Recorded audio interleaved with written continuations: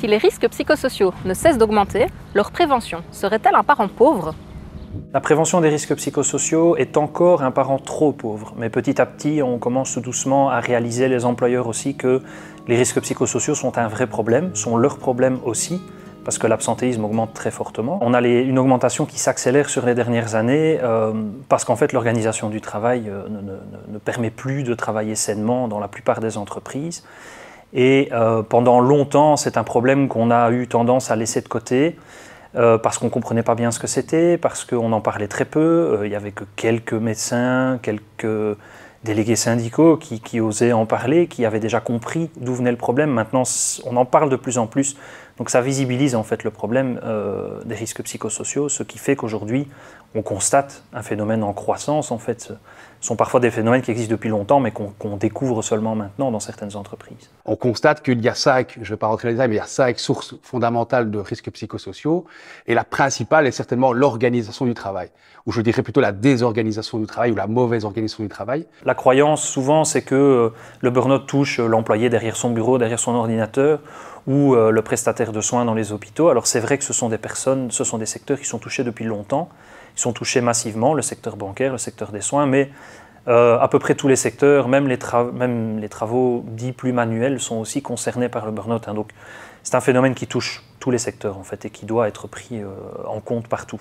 Une organisation du travail déficiente ou que je qualifierais de malmenante d'un point de vue psychique peut avoir un impact aussi bien sur des travailleurs qui présenteraient certaines vulnérabilités que sur des travailleurs qui n'en ont pas. Donc là, je pense qu'il faut dire les choses assez clairement.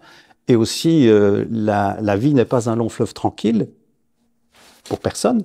Et donc, tout le monde dans sa vie, il y a un moment, sa vie personnelle, sa vie professionnelle, peut connaître des moments de vulnérabilité qui rendent plus sensible à une communication défaillante, par exemple une communication structurellement négative au sein des entreprises. Donc, je pense que ce serait une erreur dans le monde du travail que de se focaliser sur la gestion des vulnérabilités individuelles, la vulnérabilité des travailleurs. Je pense qu'il faut effectivement s'intéresser aux organisations, à l'organisation du travail, au collectif du travail, à la dynamique des rapports sociaux qui s'établissent au sein d'un collectif de travail. Et ça n'exclut pas que l'on soit peut-être plus attentif aussi à ceux qui ont, dans le décours d'une vie professionnelle, connaîtraient des moments de faiblesse, ce qui arrive à tout le monde.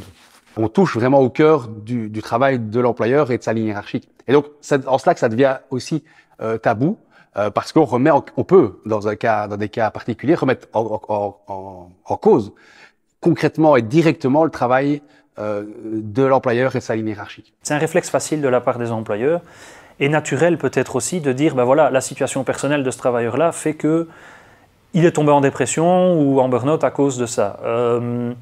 La dimension personnelle n'est pas totalement absente non plus, mais elle n'est certainement pas la première et principale cause. Ça reste le burn-out, donc l'épuisement professionnel. On parle bien d'épuisement professionnel, la première cause, c'est le travail. À partir du moment où l'on traite de l'organisation de travail dans la mesure où elle aurait un impact sur la santé psychique du personnel, on touche là à des fondamentaux de l'entreprise qui va assez régulièrement considérer que cela fait partie de son précaré et qui va plus difficilement accepter les interventions, y compris de conseillers en prévention.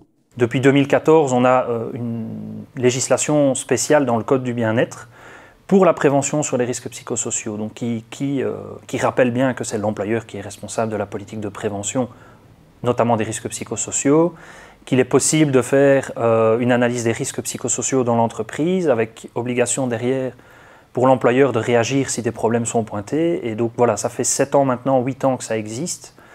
Mais ça met encore un certain temps à se mettre en place. Donc petit à petit, on se rend compte que nos équipes syndicales embrayent sur le sujet, profitent de cette législation qui leur permet d'agir, mais il y a encore beaucoup de travail à faire.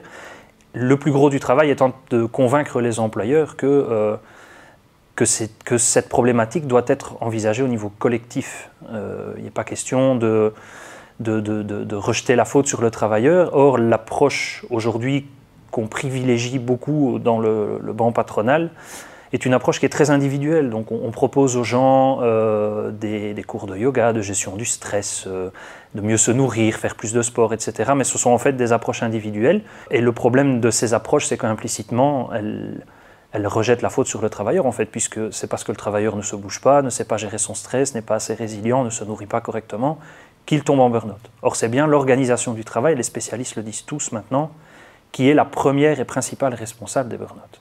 Les jeunes générations sont touchées aussi par la charge psychosociale et les burn-out, alors que auparavant, c'était essentiellement à partir d'un certain âge que se manifestaient des cas de burn-out dans les travailleurs en incapacité de travail. Et sans doute qu'il y a un enjeu de société important que de pouvoir prendre conscience de ce phénomène, de le prendre en charge et d'avoir des politiques pour cette prévention de la charge psychosociale importante, en amont, au démarrage de la carrière, mais aussi en fin de carrière.